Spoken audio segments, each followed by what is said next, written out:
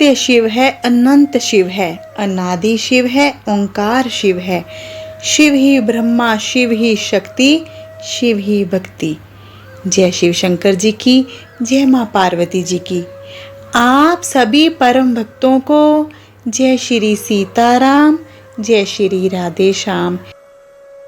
प्यारे भक्तों, हम पावन सावन माह में पावन शिव कथा कर रहे हैं। इस माह में इस महात्म्य का अध्ययन करने से हमें शिवजी भगवान जी की अपार कृपा प्राप्त होती है, पापों से मुक्ति मिलती है और गौदान, यज्ञों और व्रतों से कई गुना अधिक फल की प्राप्ति होती है।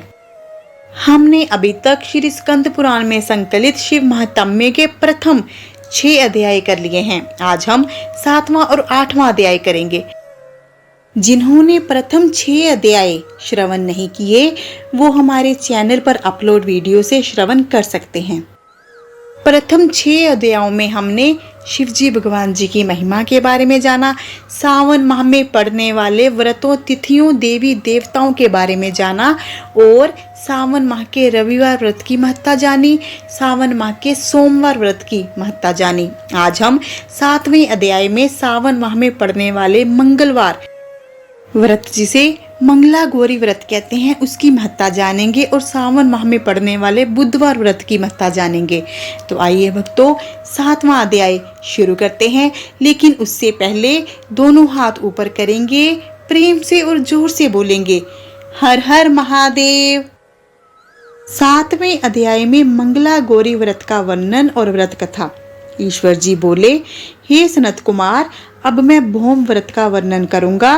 विवाह होने के पश्चात 5 वर्षों तक यह व्रत करना चाहिए। इसका नाम मंगला गौरी व्रत है। यह पापों का नाश करने वाला है। विवाह के पश्चात प्रथम श्रावण शुक्ल पक्ष में पहले मंगलवार को यह व्रत आरंभ किया जाता है। केले के खंभों से सुशोभित एक पुष्प मंडल बनाना चाहिए और उसे अनेक प्रकार के फलों और रेशमी वस्त्रों से सजाना चाहिए। अब उस मंडप में अपने सामर्थ्य के अनुसार देवी की सुवर्णमयी अथवा अन्य धातु की बनी प्रतिमा स्थापित करनी चाहिए।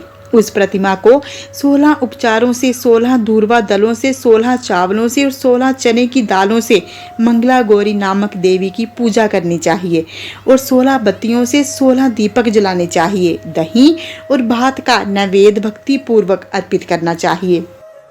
देवी माँ के पास ही पत्थर का सील स्थापित करना चाहिए। 5 वर्ष तक इस प्रकार के करने के पश्चात उद्यापन करना या माता को वाइन प्रदान करना चाहिए, जिसकी विधि आप सुनिए। अपने सामर्थ्य अनुसार 1 पल प्रमाण सुवर्ण की अथवा उसके आधे प्रमाण की अथवा उससे भी आधे प्रमाण की मंगला गौरी की प्रतिमा निर्मित करनी चाहिए। अपनी शक्ति के अनुसार स्वर्ण आदि के बने तंडुल पूरित पात्र पर वस्त्र और रमणीय कंचू की ओढ़नी रखकर उन दोनों के ऊपर देवी माँ की प्रतिमा स्थापित करनी चाहिए। पास में चांदी से निर्मित सील रखकर माता को वाइन प्रदान करना चाहिए। इसके बाद 16 सुहागिनों को प्रयत्न पूर्वक भोजन कराना चाहिए। हे विपर, इस विधि से व्रत करने पर 7 जन्मों तक सौभाग्य बना रहता है और पुत्र पौत्र आदि के साथ संपदा विद्यमान रहती है। सनत कुमार जी बोले, सर्वप्रथम इस व्रत को किसने किया था और किसको इसका फल प्राप्त हुआ? हे शंभो, जिस तरह से मुझे इसके प्रति निष्ठा हो जाए, कृपा करके वैसे ही बताइए। ईश्वर जी बोले, हे सनत कुमार, पूर्व काल में कुरु देश में श्रुत कीर्ति नामक एक विद्वान, कीर्तिशाली, शत्रुओं का नाश करने वाला, 64 कलाओं का ज्ञाता और धनु विद्या में कुशल राजा हुआ था। पुत्र के अतिरिक्त अन्य सभी शुभ चीजें उसके पास थी। अतः वह राजा संतान के विषय में अत्यंत चिंतित हुआ और जप ध्यान पूर्वक देवी की आराधना करने लगा। तब उसकी कठोर तपस्या से देवी प्रसन्न हो गई और उससे यह वचन बोली, वर मांगो। श्रुत कीर्ति बोला, हे देवी, यदि आप मुझ पर प्रसन्न हैं तो मुझे सुंदर पुत्र दीजिए। हे देवी, आपकी कृपा से अन्य किसी भी वस्तु का अभाव नहीं है। उसका यह वचन सुनकर पवित्र मुस्कान वाली देवी ने कहा, हे राजन, तुमने अत्यंत दुर्लभ वर मांगा है, फिर भी कृपा वश मैं तुम्हें अवश्य दूंगी। किंतु हे राजेंद्र, सुनिए, यदि परम गुणी पुत्र चाहते हो तो वह केवल 16 वर्ष तक जीवित रहेगा, और यदि रूप और विद्या से विहीन पुत्र चाहते हो तो दीर्घजीवी होगा। देवी का ये वचन सुनकर राजा चिंतित हो उठा।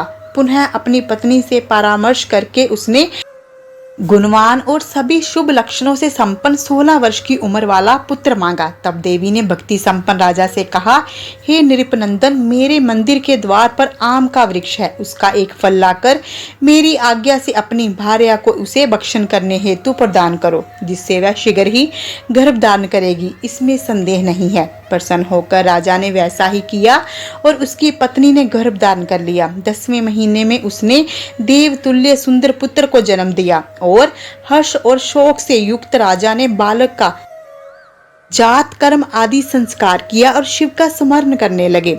उनका नाम चिराऊ रखा गया। इसके बाद पुत्र के 16 वर्ष के होने पर पत्नी सहित राजा चिंता में पड़ गए और वे विचार करने लगे कि ये पुत्र बड़े कष्ट से प्राप्त हुआ है और मैं इसकी दुखद मृत्यु अपने ही सामने कैसे देख सकूंगा। ऐसा विचार करके राजा ने पुत्र को उसके मामा के साथ काशी भेज दिया। प्रस्थान के समय राजा की पत्नी ने अपने भाई से कहा कि कार्पटिक का वेश धारण करके आप मेरे पुत्र को काशी ले जाइए। मैंने भगवान मृत्युंजय से पूर्व में पुत्र के लिए प्रार्थना की थी और कहा था कि हे प्रभु, आप जगतपति की यात्रा के लिए मैं अपने पुत्र को अवश्य भेजूंगी, अतः आप मेरे पुत्र को आज ही ले जाइए और सावधानी पूर्वक इसकी रक्षा कीजिए। अपनी बहन की ये बात सुनकर भांजे के साथ वह चल पड़ा।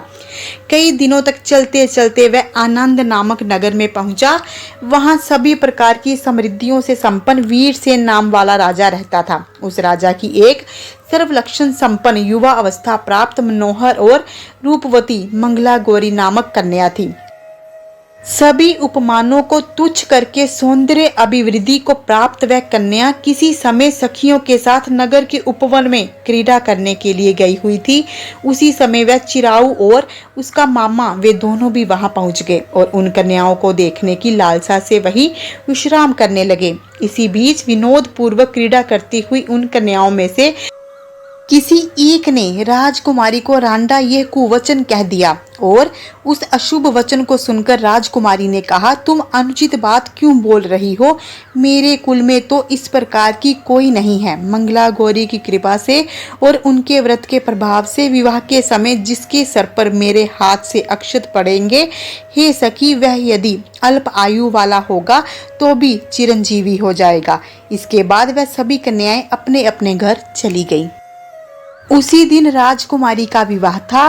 दृढ़धर्मा नामक राजा के सुकेतु नामक पुत्र के साथ उसका विवाह निश्चित किया गया था।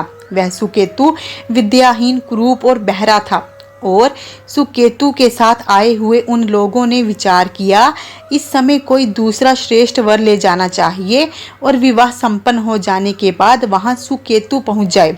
उन लोगों ने चिरायु के मामा के पास जाकर याचना की कि आप इस बालक को हमें दे दीजिए, जिससे हमारा कार्य सिद्ध हो जाएगा। इस पृथ्वी पर परोपकार के समान दूसरा कोई धर्म नहीं है। उनकी बात सुनकर चिरायु का मामा मन ही मन बहुत प्रसन्न हुआ, क्योंकि इसने उपवन में पहले ही कन्या मंगला गौरी की बात सुन ली थी। फिर भी उसने एक बार कहा कि आप लोग इसे किस लिए मांग रहे हैं? कार्य की सिद्धि हेतु वस्त्र अलंकार आदि मांगे जाते हैं, वर तो कहीं भी नहीं मांगा जाता।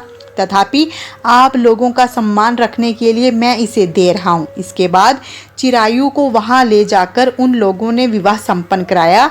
सप्तपदी आदि के हो जाने पर रात्रि में शिव पार्वती जी की प्रतिमा के समक्ष उस चिरायु ने हर्ष युक्त होकर मंगला गौरी के साथ शयन किया। उसी दिन चिरायु के 16 वर्ष पूरे हो चुके थे और अर्धरात्रि में साक्षात काल सर्प रूप में वहां आ गया।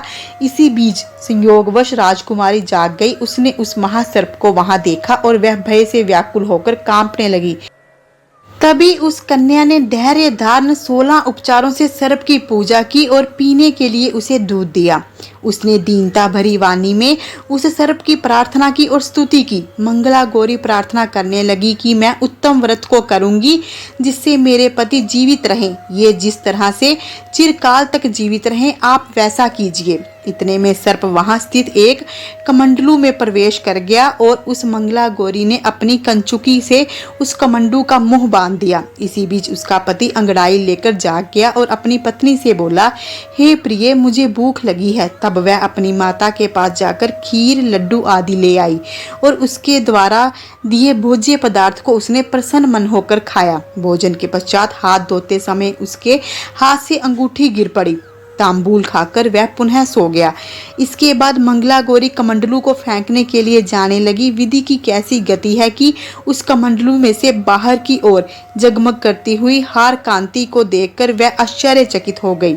घट में स्थित उस हार को उसने अपने कंठ में धारण कर लिया। इसके बाद कुछ रात शेष रहते ही चिरायु का मामा आकर उसे ले गया। इसके बाद वर पक्ष के लोग सुकेतु को वहां ले आए।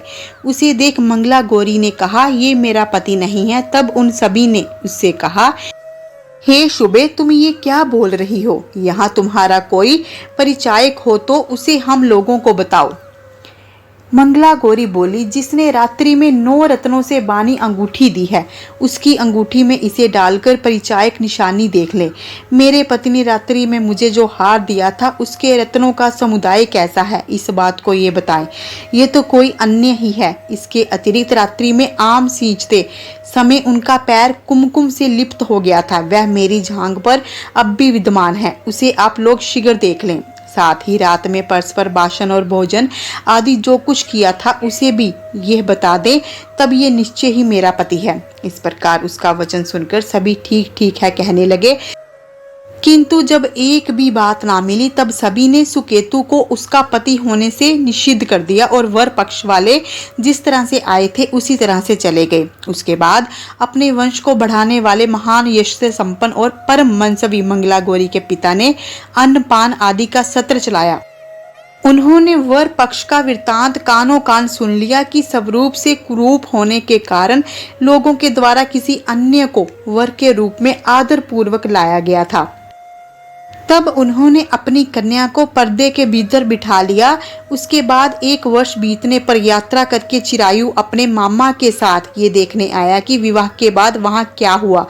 तब उसे गवाक्ष के भीतर से देखकर वह मंगला गौरी अत्यंत प्रसन्न हुई और माता पिता से बोली कि मेरे पति आ गए हैं। राजा ने खुशी खुशी अपनी कन्या चिरायु को सौंप दी। राजा ने शिष्ट जनों को साथ लेकर विवाह का उत्सव कराया। इसके बाद राजा वीरसेन ने वस्त्र, आभूषण आदि, सेना, घोड़े, रथ और अन्य भी बहुत सी सामग्रियां देकर उन्हें विदा किया। उसके बाद कुल को आनंदित करने वाला वह चिरायु पत्नी और मामा को साथ लेकर सेना के साथ अपने नगर पहुंचा। लोगों के मुख से उसे आया हुआ सुनकर उसके माता पिता को विश्वास नहीं हुआ। इतने में वह अपने माता पिता के पास आ गया। स्नेह से परिपूर्ण वह चिरायु भक्ति पूर्वक उनके चरणों में गिर पड़ा। तब अपने पुत्र का मस्तक चूमकर उन दोनों ने परम आनंद प्राप्त किया। पुत्र वधु मंगला गौरी ने भी सास ससुर को प्रणाम किया। तब सास उसे अपनी गोद में बिठाकर सारा वृत्तांत शीघ्रता पूर्वक पूछने लगी।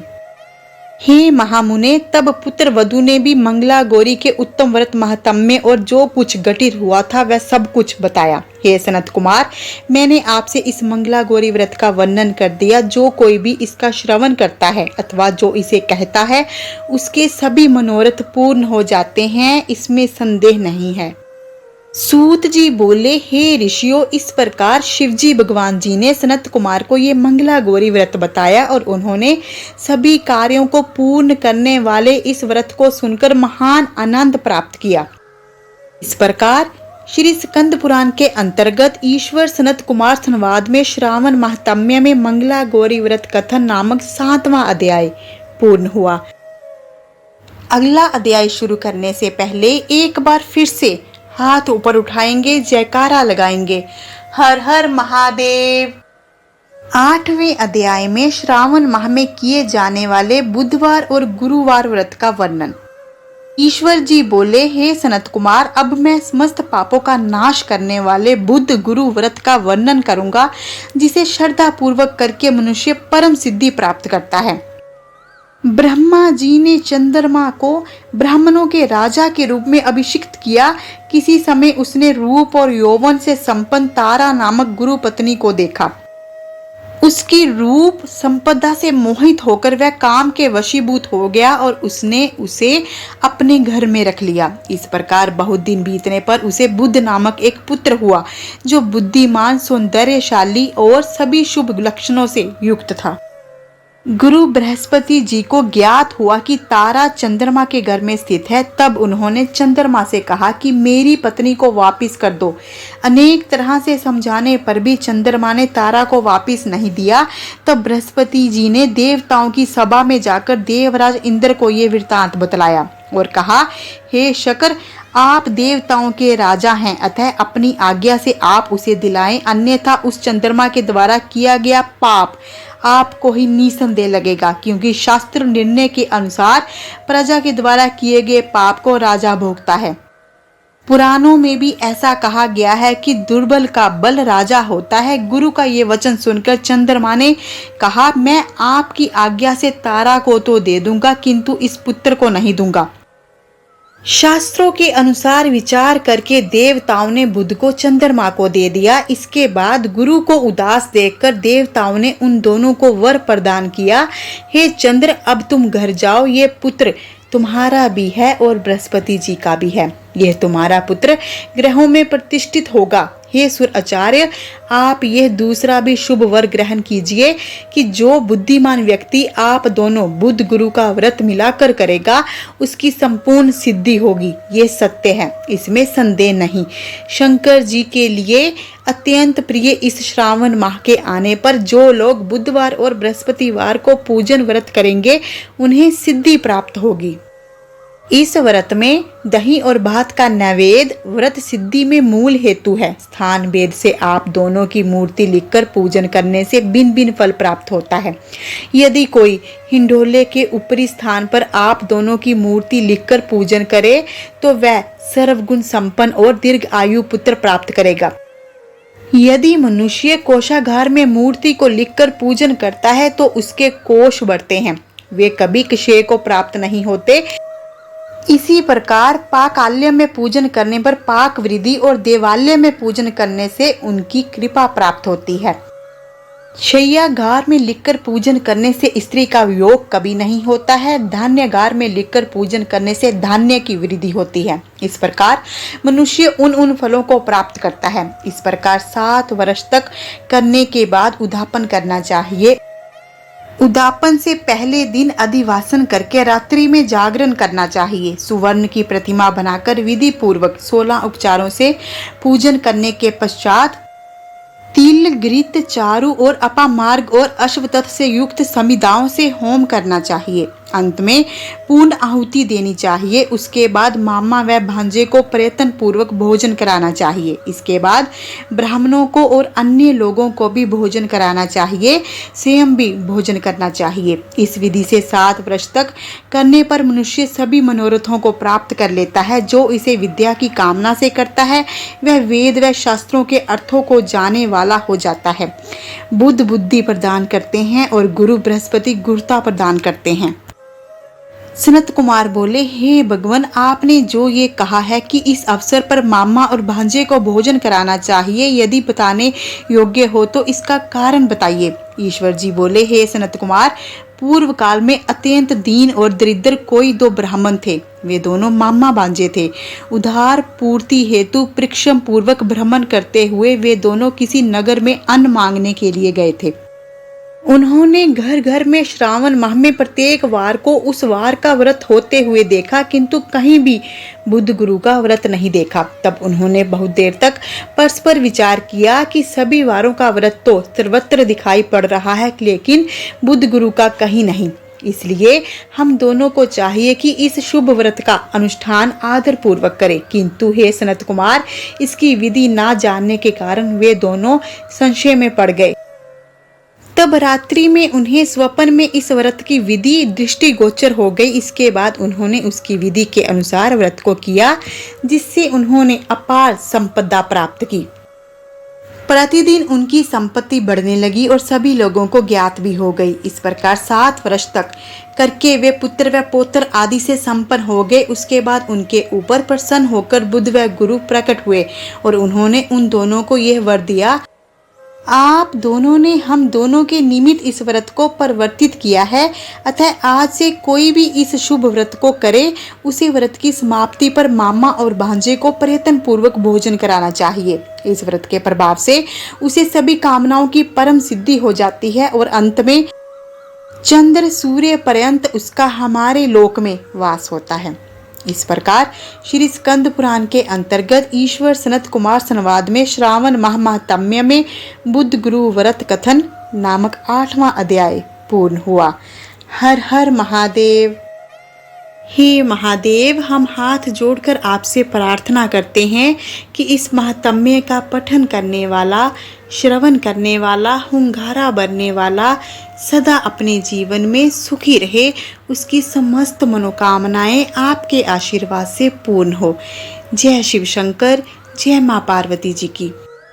आपसे हमारी प्रार्थना है कि यदि आपको वीडियो अच्छी लगी हो तो इसे दिल से लाइक करें और अधिक से अधिक अवश्य शेयर करें और कमेंट बॉक्स में हर हर महादेव, जय माँ पार्वती जी अवश्य लिखें। प्यारे भक्तों, यदि आप वीडियो को लाइक नहीं करेंगे, कमेंट नहीं करेंगे, तो हमें कैसे ज्ञात होगा कि आपको वीडियो अच्छी लग रही हैं या नहीं। प्रतिदिन सुबह मंत्रों की वीडियो आती है, दिनों के अनुसार हम मंत्र बताते हैं, सहस्त्र मंत्र। शाम को कथा कहानियों की वीडियो आती है। आप दिल से वीडियो को लाइक किया करें, शेयर किया करें और कमेंट भी किया करें। इससे हमें प्रेरणा मिलती है और आपको पुण्य मिलता है। यदि आप चैनल पर नए हैं तो कृपा करके हमारे चैनल परम दिव्य शक्ति को सब्सक्राइब कर लीजिए और बन जाइए हमारे इस परम दिव्य सफ़र में हम सफ़र। मिलते हैं अगली वीडियो के साथ। अपना ध्यान रखें, खुश रहें, सुखी रहें। हर हर महादेव, जय माँ पार्वती जी की।